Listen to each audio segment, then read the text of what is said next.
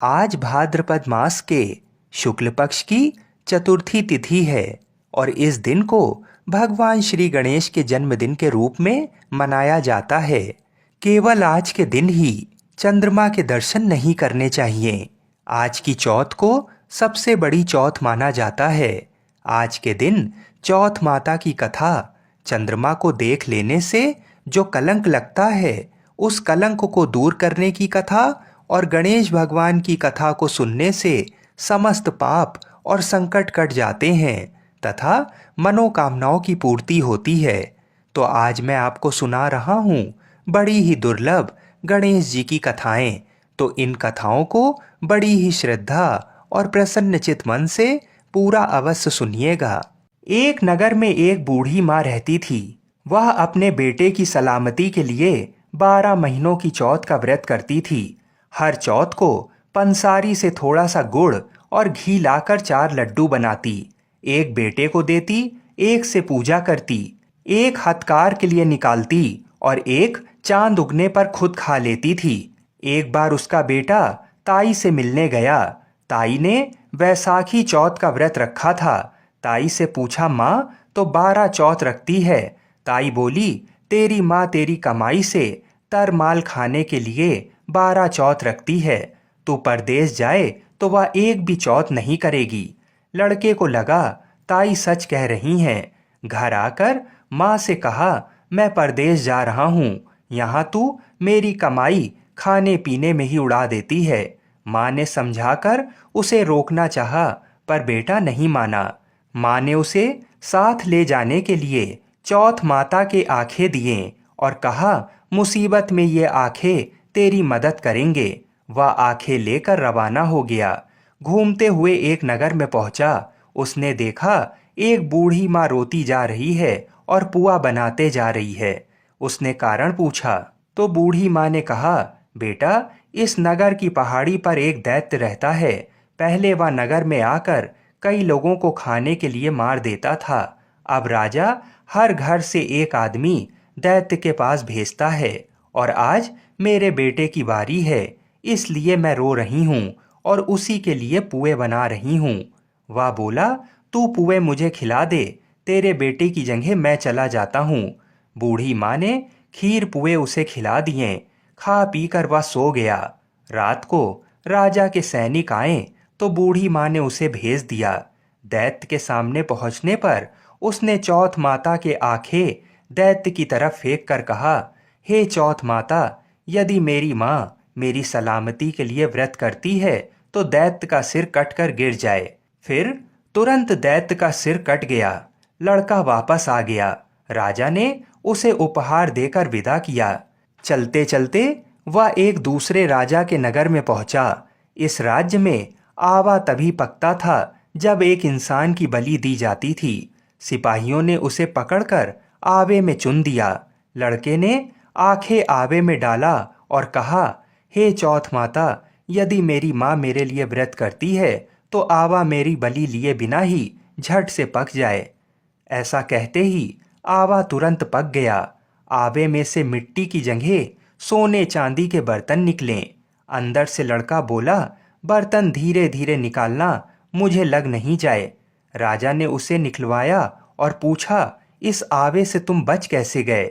लड़के ने बताया कि उसकी माँ चौथ माता का व्रत करती है, व्रत के कारण ही वह बच पाया है। राजा को तब विश्वास नहीं हुआ। उसने एक चांदी की सुराही मंगवाई और कहा कि सुराही की नली से निकल कर दिखाओ, तभी मुझे विश्वास होगा। लड़के ने चौथ माता को याद करके आंखें सुराही में डालें और कहा, मैं भंवरा बनूं, सुराही से निकलूं। लड़का तुरंत भंवरा बनकर सुराही से निकल गया। तब राजा ने खुश होकर राजकुमारी की शादी उसके साथ करवाई और सभी लोगों को चौथ माता का व्रत करने को कहा। उसे माँ की याद आई। उसने राजा के पास जाकर खुद के नगर जाने की इच्छा जाहिर की। राजा ने रथ, घोड़ा, हाथी और खूब सारा दान दहेज देकर उन्हें विदा किया। चौथ के दिन वह अपने नगर पहुंचा। वह अकेला पंसारी के यहाँ माँ का इंतजार करने लगा। सोचा, चौथ है तो माँ यहाँ जरूर आएंगी। थोड़ी देर बाद लकड़ी टेकती हुई माँ आती दिखीं। उसकी माँ की आंखों में जाले आने के कारण दिखना कम हो गया था। लड़के ने जानबूझकर पैर और जानबूझकर उस स्त्री के बेटे को अपशब्द कहने लगा। माँ ने उसे नहीं पहचाना और कहने लगी, भैया मुझे चाहे कितनी गाली दे दो, पर मेरे बेटे को कुछ मत कहना। ये सुनते ही बेटा माँ के चरणों में गिर पड़ा। कहा, माँ मैं तेरा ही बेटा हूँ, मुझे माफ़ कर दो। तब माँ ने उसे गले लगा लिया। नगर के लोगों ने विश्वास नहीं किया कि वह उसी का बेटा है। बूढ़ी माँ ने चौथ माता को याद करके कहा, हे चौथ माता, यदि मैं अपने बेटे के लिए व्रत करती हूँ तो मेरे स्तन में दूध भर जाए और उसकी धार मेरे बेटे के मुख में गिरे। माँ के स्तनों से दूध की धार निकलकर बेटे के मुंह में गिरने लगी। लोग चौथ माता की जय जयकार करने लगे। उस नगर के सभी लोग चौथ माता का व्रत करने लगे। हे चौथ माता, जैसा बूढ़ी माँ और उसके बेटे की सहायता की, वैसे हमारी भी करना। कहानी कहने, सुनने और हुंकारा भरने वालों पर अपनी कृपा करना। बोलिए चौथ माता की जय। आइए अब गौरी पुत्र गणेश भगवान जी की बहुत ही सुंदर कथा सुनते हैं। एक बार गणेश जी एक लड़के का वेश धरकर नगर में घूमने निकले। उन्होंने अपने साथ में चुटकी भर चावल और चुल्लू भर दूध ले लिया। नगर में घूमते हुए जो भी मिलता उसे खीर बनाने का आग्रह करते थे। बोलते, माई खीर बना दे। लोग सुनकर हंसते। बहुत समय तक घूमते रहे मगर कोई भी खीर बनाने को तैयार नहीं हुआ। किसी ने ये भी समझाया कि इतने से सामान से खीर नहीं बन सकती, पर गणेश जी को तो खीर बनवानी ही थी। अंत में एक गरीब बूढ़ी माँ ने उन्हें कहा, बेटा चल, मेरे साथ चल, मैं तुझे खीर बनाकर खिलाऊंगी। गणेश जी उसके साथ चले गए। बूढ़ी अम्मा ने उनसे चावल और दूध लेकर एक बर्तन में उबालने के लिए चढ़ा दिए। दूध में ऐसा उफान आया कि बर्तन छोटा पड़ने लगा। बूढ़ी अम्मा को बहुत ही आश्चर्य हुआ और कुछ समझ नहीं आ रहा था। अम्मा ने घर का सबसे बड़ा बर्तन रखा, वो भी पूरा भर गया। खीर बढ़ती ही जा रही थी, उसकी खुशबू भी चारों ओर फैल रही थी। खीर की मीठी मीठी खुशबू के कारण अम्मा की बहू के मुंह में पानी आ गया। टोरी में खीर निकाली और दरवाजे के पीछे बैठकर बोली, ले गणेश, तू भी खा, मैं भी खाऊं, और खीर खा ली। बूढ़ी अम्मा ने बाहर बैठे गणेश जी को आवाज लगाई, बेटा तेरी खीर तैयार है, आकर खा ले। तब गणेश जी बोले, अम्मा तेरी बहू ने भोग लगा दिया, मेरा पेट तो भर गया, खीर तू गांव वालों को खिला दे। बूढ़ी अम्मा ने गांव वालों को निमंत्रण देने गई। सब हंस रहे थे। अम्मा के पास तो खुद के खाने के लिए कुछ है नहीं, पता नहीं गांव को कैसे खिलाएगी। पर फिर भी सब आए। बूढ़ी अम्मा ने सबको पेट भर खीर खिलाई। ऐसी स्वादिष्ट खीर उन सभी ने आज तक नहीं खाई थी। सभी ने तृप्त होकर खीर खाई, लेकिन फिर भी खीर खत्म नहीं हुई, भंडारा भरा ही रहा। हे गणेश जी महाराज, जैसे खीर का भगोना भरा रहा, वैसे ही हमारे घर का भंडार भी सदा भरे रखना। बोलिए गणेश जी महाराज की जय। बोलिए श्री शंकर पार्वती भगवान की जय। आइए अब गणेश चतुर्थी की व्रत कथा को सुनते हैं। एक बार महादेव जी पार्वती जी सहित नर्मदा के तट पर गए। वहां एक सुंदर स्थान पर पार्वती जी ने महादेव जी के साथ चौपड़ खेलने की इच्छा व्यक्त की। तब शिव जी ने कहा, हमारी हार जीत का साक्षी कौन होगा। तब पार्वती जी ने तत्काल वहां की घास के तिनके बटोर कर एक पुतला बनाया और उसमें प्राण प्रतिष्ठा करके उससे कहा, बेटा हम चौपड़ खेलना चाहते हैं, किंतु यहाँ हार जीत का साक्षी कोई नहीं है, अतः खेल के अंत में तुम हमारी हार जीत के साक्षी होकर बताना कि हम में से कौन जीता और कौन हारा। खेल आरंभ हुआ। दैव योग से तीनों बार पार्वती जी ही जीतीं। अब अंत में बालक से हार जीत का निर्णय कराया गया तो उसने महादेव जी को विजय बताया। परिणाम के स्वरूप पार्वती जी ने क्रुद्ध होकर उसे एक पांव से लंगड़ा होने और वहां के कीचड़ में पड़ा रहकर दुख भोगने का श्राप दे दिया। बालक ने विनम्रता पूर्वक कहा, माँ मुझसे अज्ञानवश ऐसा हो गया है। मैंने किसी कुटिलता या द्वेष के कारण ऐसा नहीं किया है। मुझे क्षमा करें तथा श्राप से मुक्ति का उपाय बताएं। तब ममता रूपी माँ को उस पर दया आ गई और वो बोली, यहाँ नाग कन्याएं गणेश पूजन करने आएंगी। उनके उपदेश से तुम गणेश व्रत करके मुझे प्राप्त करोगे। इतना कहकर वे कैलाश पर्वत पर चली गईं। 1 वर्ष बाद वहां सावन में नाग कन्याएं गणेश पूजन के लिए आईं। नाग कन्याओं ने गणेश व्रत करके उस बालक को भी व्रत की विधि बताई। तत्पश्चात बालक ने 12 दिन तक श्री गणेश जी का व्रत किया। तब गणेश जी ने उसे दर्शन देकर कहा, मैं तुम्हारे व्रत से प्रसन्न हूँ, मनोवांछित वर मांगो। बालक बोला, भगवान मेरे पाँव में इतनी शक्ति दे दो कि मैं कैलाश पर्वत पर अपने माता पिता के पास पहुंच सकूं और वे मुझ पर प्रसन्न हो जाएं। गणेश जी तथास्तु कहकर अंतर्ध्यान हो गए। बालक भगवान शिव के चरणों में पहुंच गया। शिव जी ने उससे वहां तक पहुंचने के साधन के बारे में पूछा। तब बालक ने सारी कथा शिव जी को सुना दी। उधर उसी दिन से अप्रसन्न होकर पार्वती जी शिव जी से भी विमुख हो गई थीं। तदुपरांत भगवान शंकर ने भी बालक की तरह 21 दिन पर्यंत श्री गणेश जी का व्रत किया, जिसके प्रभाव से पार्वती जी के मन में स्वयं महादेव जी से मिलने की इच्छा जागृत हुई। वे शीघ्र ही कैलाश पर्वत पर आ पहुंचीं।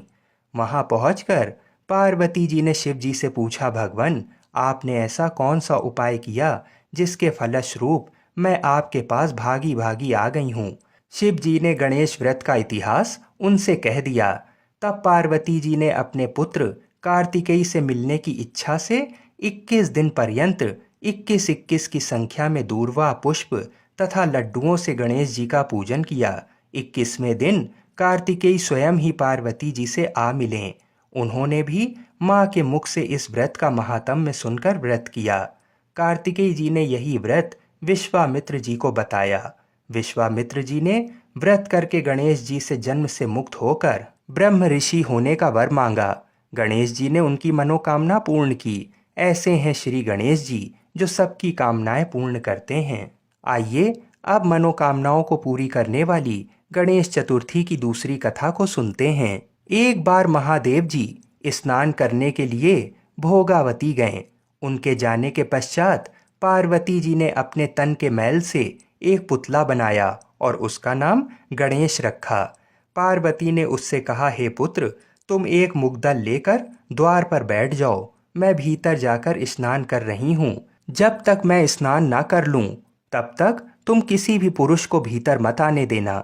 भोगावती में स्नान करने के बाद जब भगवान शिव जी आए तो गणेश जी ने उन्हें द्वार पर रोक लिया। इसे शिव जी ने अपना अपमान समझा और क्रोधित होकर उनका सिर धड़ से अलग करके भीतर चले गए। पार्वती जी ने उन्हें नाराज देखकर समझा कि भोजन में विलंब होने के कारण महादेव जी नाराज हैं। इसलिए उन्होंने तत्काल 2 थालियों में भोजन परोसकर शिव जी को बुलाया। तब दूसरी थाल देखकर तनिक आश्चर्यचकित होकर शिव जी ने पूछा, ये दूसरी थाल किसके लिए है? पार्वती जी बोली, पुत्र गणेश के लिए, जो बाहर द्वार पर पहरा दे रहे हैं। ये सुनकर शिव जी और अधिक आश्चर्यचकित हुए। तुम्हारा पुत्र पहरा दे रहा है? हाँ नाथ, क्या आपने उसे देखा नहीं? देखा तो था, किंतु मैंने तो अपने रोके जाने पर उसे कोई उद्दंड बालक समझकर उसका सिर काट दिया। ये सुनकर पार्वती जी बहुत दुखी हुईं। वे विलाप करने लगीं। तब पार्वती जी को प्रसन्न करने के लिए भगवान शिव ने एक हाथी के बच्चे का सिर काटकर बालक के धड़ से जोड़ दिया। पार्वती जी इस प्रकार पुत्र गणेश को पाकर बहुत प्रसन्न हुईं। उन्होंने पति तथा पुत्र को प्रीतपूर्वक भोजन कराकर बाद में स्वयं भोजन किया। ये घटना भाद्रपद शुक्ल चतुर्थी को हुई थी, इसलिए ये तिथि पुण्य पर्व के रूप में मनाई जाती है। बोलिए गौरी पुत्र गणेश भगवान की जय। बोलिए श्री शंकर पार्वती भगवान की जय। आप सभी को गणेश चतुर्थी की हार्दिक शुभकामनाएं। जय श्री राधे कृष्ण। हर हर महादेव। एक बार की बात है, चंद्रमा को अपने रूप का बहुत अभिमान था। गणेश चतुर्थी के दिन गणेश जी के गजमुख एवं लंबोदर रूप को देखकर चंद्रमा ने उनकी हंसी उड़ा दी। गणेश जी इससे नाराज हो गए और चंद्रमा को श्राप दिया कि आज से जो भी तुम्हें देखेगा उसे झूठा कलंक लगेगा। गणेश जी के श्राप से चंद्रमा दुखी हो गए और घर में छुपकर बैठ गए। चंद्रमा की दुखद स्थिति को देखकर देवताओं ने चंद्रमा को सलाह दी कि मोदक एवं पकवानों से गणेश जी की पूजा करो। गणेश जी के प्रसन्न होने से श्राप से मुक्ति मिलेगी। चंद्रमा ने गणेश जी की पूजा की और उन्हें प्रसन्न किया। तब गणेश जी ने कहा कि श्राप पूरी तरह समाप्त नहीं होगा, लेकिन अपनी गलती चंद्रमा को याद रहे। दुनिया को भी ये ज्ञान मिले कि किसी के भी रूप को देखकर उसकी हंसी नहीं उड़ानी चाहिए। इसलिए अब से केवल भाद्रपद के शुक्ल पक्ष की चतुर्थी के दिन जो भी चंद्रमा को देखेगा उसे झूठा कलंक लगेगा। इसलिए इस दिन चंद्रमा के दर्शन ना करें। यदि भूल से चंद्र दर्शन हो जाएं तो उसके निवारण के लिए स्यमंतक मणि की चोरी की कथा का श्रवण करना लाभकारक होता है। आइए अब इस कथा को सुनते हैं। तो आइए, अगर चंद्रमा के दर्शन हो जाएं तो स्यमंतक मणि की कथा को सुनते हैं। एक बार नंद किशोर ने सनत कुमारों से कहा कि चौथ की चंद्रमा के दर्शन करने से श्री कृष्ण जी पर जो लांछन लगा था वह सिद्धि विनायक व्रत करने से ही दूर हुआ था। ऐसा सुनकर सनत कुमारों को आश्चर्य हुआ। उन्होंने पूर्ण ब्रह्मा श्री कृष्ण को कलंक लगने की कथा पूछी तो नंद किशोर ने बताया, एक बार जरासंध के भय से श्री कृष्ण समुद्र के मध्य नगरी बसाकर रहने लगे। इसी नगरी का नाम आजकल द्वारिकापुरी है। द्वारिकापुरी में निवास करने वाले सत्राजित यादव ने सूर्य नारायण की आराधना की। तब भगवान सूर्य ने उसे नित्य 8 भार सोने देने वाली स्यमंतक नामक मणि अपने गले से उतार कर दे दी।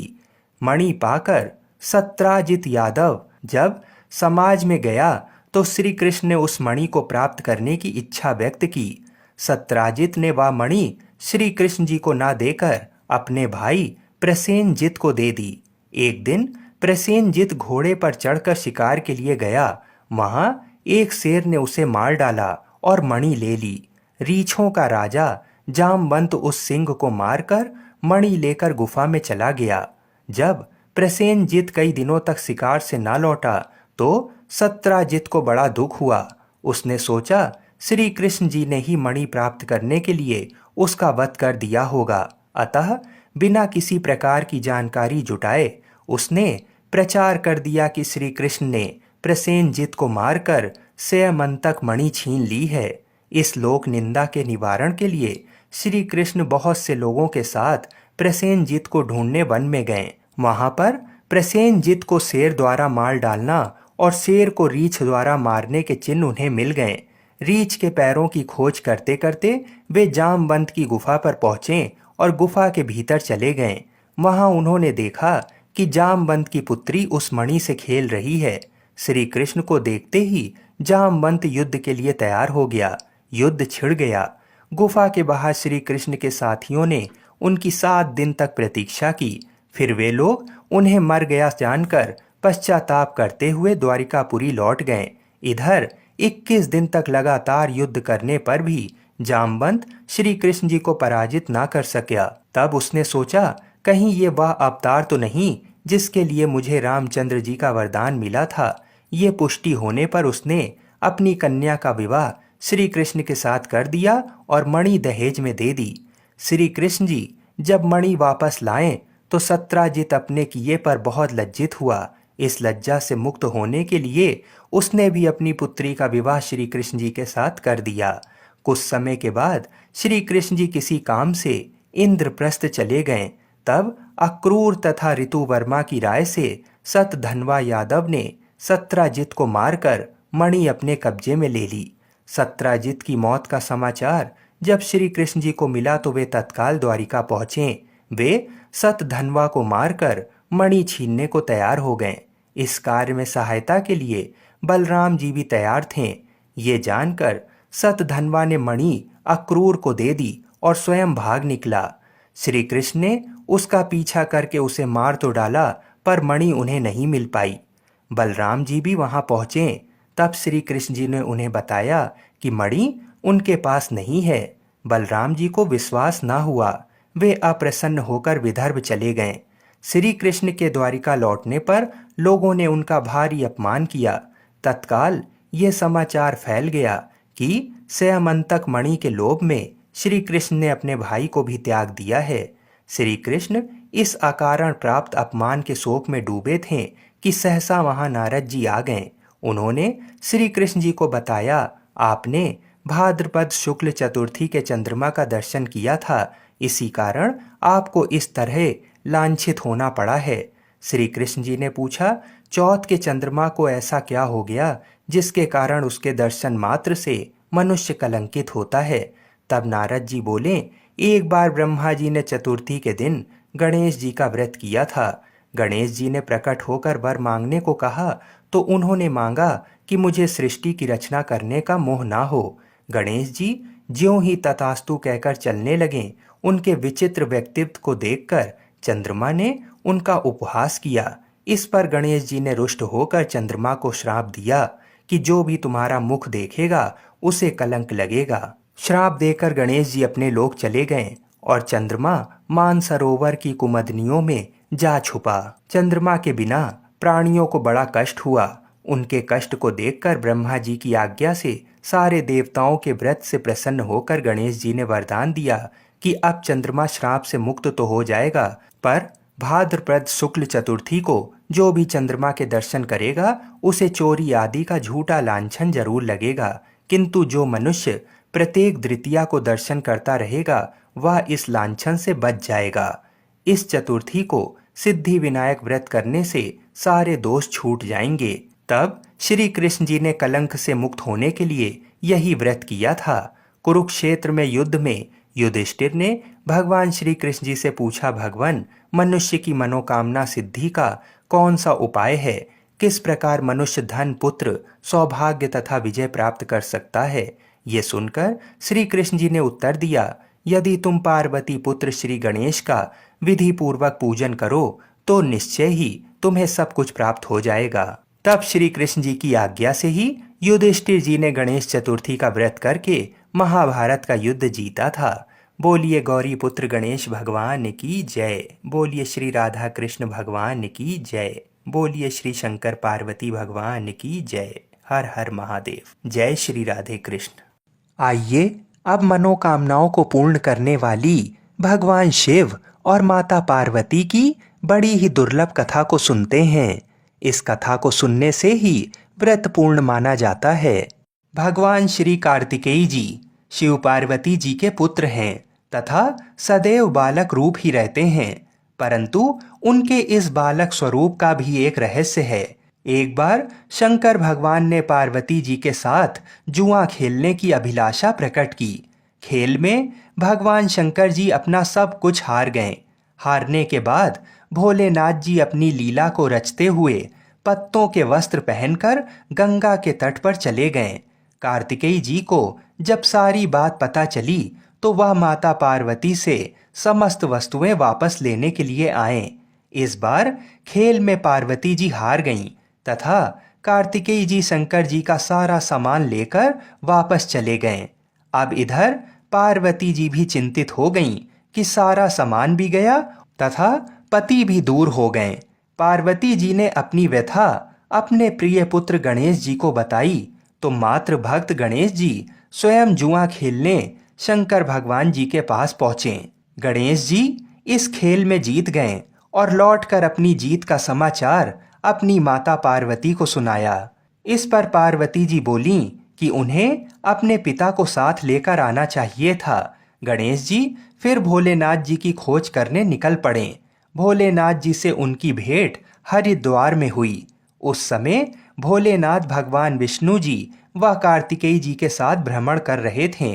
पार्वती जी से नाराज भोलेनाथ ने लौटने से मना कर दिया। भोलेनाथ जी के भक्त रावण ने गणेश जी के वाहन मूसक को बिल्ली का रूप धारण करके डरा दिया। मूसक गणेश जी को छोड़कर भाग गए। इधर भगवान विष्णु ने भोलेनाथ की इच्छा से पासा का रूप धारण कर लिया था। गणेश जी ने माता के उदास होने की बात भोलेनाथ जी को कह सुनाई। इस पर भोलेनाथ बोले कि हमने नया पासा बनवाया है, अगर तुम्हारी माता पुनः खेल खेलने को सहमत हों तो मैं वापस चल सकता हूँ। श्री गणेश जी के आश्वासन पर भोलेनाथ जी वापस पार्वती जी के पास पहुँचे तथा खेल खेलने को कहा। इस पर पार्वती जी हंस पड़ीं और बोलीं, अभी आपके पास क्या चीज़ है जिससे खेल खेला जाए। ये सुनकर भोलेनाथ जी चुप हो गए। इस पर नारद जी ने अपनी वीणा आदि सामग्री उन्हें दी। इस खेल में श्री भोलेनाथ जी हर बार जीतने लगे। एक दो पासे फेंकने के बाद गणेश जी समझ गए तथा उन्होंने भगवान विष्णु के पासा रूप धारण करने का रहस्य माता पार्वती जी को बता दिया। सारी बात सुनकर पार्वती जी को क्रोध आ गया। रावण ने माता को समझाने का प्रयास किया पर उनका क्रोध शांत नहीं हुआ तथा क्रोधवश उन्होंने भोलेनाथ जी को श्राप दे दिया कि गंगा की धारा का बोझ उनके सर पर रहेगा। नारद जी को कभी एक स्थान पर न टिकने का अभिशाप मिला। भगवान विष्णु जी को श्राप दिया कि यही रावण तुम्हारा शत्रु होगा तथा रावण को श्राप दिया कि विष्णु ही तुम्हारा विनाश करेंगे। कार्तिकेय जी को भी माता पार्वती जी ने कभी जवान ना होने का श्राप दिया। इस पर सर्वजन चिंतित हो उठे। तब नारद जी ने अपनी विनोदपूर्ण बातों से माता का क्रोध शांत किया तो माता ने उन्हें वरदान मांगने को कहा। नारद जी बोले कि आप सभी को वरदान दें, तभी मैं वरदान लूंगा। पार्वती जी सहमत हो गईं। तब भगवान शंकर जी ने कार्तिक शुक्ल के दिन जुए में विजयी रहने वालों को वर्ष भर विजयी बनाने का वरदान मांगा। भगवान विष्णु जी ने अपने प्रत्येक छोटे बड़े कार्य में सफलता का वर मांगा, परंतु कार्तिकेय जी ने सदा बालक रहने का ही वर मांगा तथा कहा, मुझे विषय वासना का संसर्ग ना हो तथा सदा भगवत स्मरण में लीन रहूं। अंत में नारद जी ने देवर्षि होने का वरदान मांगा। माता पार्वती जी ने रावण को समस्त वेदों की सुविस्तृत व्याख्या देते हुए सबके लिए तथास्तु कहा। कार्तिकेय जी के जन्म के पहले जब तारकासुर के अत्याचार से सभी देवता पीड़ित थे, तभी भगवान शंकर जी ने पार्वती जी का पाणी ग्रहण किया था और तब 6 मुख वाले कार्तिकेय जी का जन्म हुआ था। उन्होंने ही तारकासुर का वध किया था। बोलिए शंकर पार्वती भगवान की जय। आइए अब मनोकामनाओं को पूरी करने वाली दूसरी व्रत कथा को सुनते हैं। बहुत प्राचीन काल की बात है। एक पुरुष का नया नया विवाह हुआ था। वह गौने के बाद दूसरी बार पत्नी को लिवाने के लिए अपनी ससुराल पहुंचा और उसने सास से कहा कि बुधवार के दिन ही पत्नी को लेकर अपने नगर को जाएगा।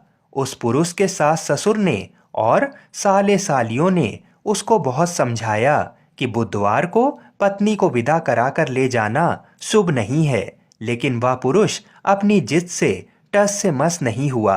विवश होकर सास ससुर को अपने दामाद और पुत्री को भारी मन से विदा करना पड़ा। पति पत्नी बैलगाड़ी में चले जा रहे थे। एक नगर के बाहर निकलते ही पत्नी को प्यास लगी। पति लोटा लेकर पत्नी के लिए पानी लेने गया। जब वह पानी लेकर लौटा तो उसके क्रोध और आश्चर्य की सीमा ना रही, क्योंकि उसकी पत्नी किसी अन्य पुरुष के लाए हुए लोटे में से पानी पीकर हंस हंस कर बातें कर रही थी। क्रोध में आग बबूला होकर वह उस आदमी से झगड़ा करने लगा, मगर ये देखकर उसके आश्चर्य की सीमा ना रही कि उस पुरुष की शक्ल उस आदमी से हूबहू मिलती थी। हम शक्ल आदमियों को झगड़ते हुए जब काफी देर हो गई तो वहां आने जाने वालों की भीड़ एकत्र हो गई। सिपाही भी आ गए। सिपाही ने स्त्री से पूछा कि इन दोनों में से कौन सा आदमी तेरा पति है, तो वह बेचारी असमंजस में पड़ गई, क्योंकि दोनों की शक्ल एक दूसरे से बिल्कुल मिलती थी। बीच राह में अपनी पत्नी को इस तरह लुटा देख उस पुरुष की आंख भर आई। बुद्ध प्रदोष व्रत कथा के अनुसार इसके पश्चात वह शंकर भगवान से प्रार्थना करने लगा कि हे भगवान, आप मेरी और मेरी पत्नी की रक्षा करो। मुझसे बड़ी भूल हो गई। जो मैं बुधवार को पत्नी को विदा कराने लाया। भविष्य में ऐसा अपराध कभी नहीं करूंगा। उसकी वह प्रार्थना जैसे ही पूरी हुई कि दूसरा पुरुष अंतर्ध्यान हो गया और वह पुरुष सकुशल अपनी पत्नी के साथ अपने घर पहुंच गया। उस दिन के बाद पति पत्नी नियम पूर्वक ये उपवास रखने लगे और बुद्ध प्रदोष व्रत कथा का पाठ करने लगे। तो जिस प्रकार भगवान शिव और माता पार्वती ने उसके संकट को काटा, इसी